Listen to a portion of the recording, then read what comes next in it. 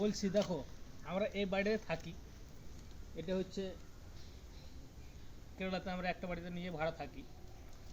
তারপরে এই জায়গাটুকু হচ্ছে সেই বাড়ির মালিকের।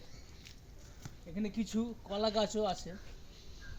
হ্যাঁ, এর আগে কিছুদিন আগে একটা কলা গাছকে ভেঙে নিয়ে পালিয়ে গেছে চোর। কেরালাতে বলছে চোর নেই, কিন্তু চোর আছে ভাই, ঠিক আছে।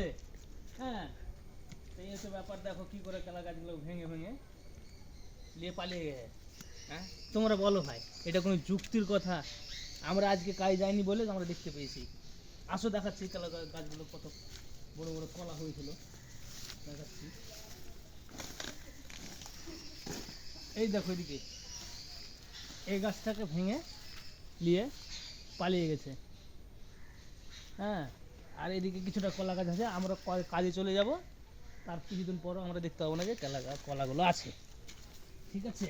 কিছুদিন আগে আমাদের পাম্প ভেঙে গেছিলো, আমার পরে খাতা করে ঠিক করে। তারপরে এখানে এত অত্যাচার, এখানে একটা নল ছিল এইভাবে, ঠিক আছে। এই নলটা ছিল, নলটাকে আমরা কাজে গেছি, তারপরের দিন এসে দেখি এভাবে ভেঙে দিয়েছে। এখানে জল হ করে জল বেড়ে পড়েছে। আমরা জল তারপরে স্নান করতে পাইনি, খেতে পাইনি।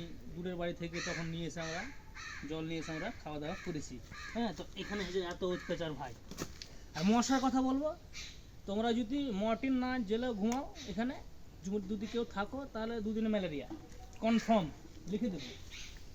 আর এই যে দেখো কুয়া, কুয়া দেখো, কুয়া কুয়ার জল দেখো একবার, এরে বাবা কি জল। হ্যাঁ, এই জলে আমরা খাচ্ছি, কি করব। হ্যাঁ, এই হচ্ছে ব্যাপার ভাই, কি বল। তাহলে ভাই ভিডিওটা কেমন হলো একটু বলিও। হ্যাঁ, কুকুরেরও অত্যাচার, কুকুরটাকেও দেখাবে। হ্যাঁ, এটা হচ্ছে ব্যাপার, এই হচ্ছে ব্যাপার। কেমন ভিডিওটা হলো একটু বলিও। হ্যাঁ, আর কীভাবে কষ্ট করে থাকছি, কত কষ্ট করে বুঝেলো তোমরা। হ্যাঁ।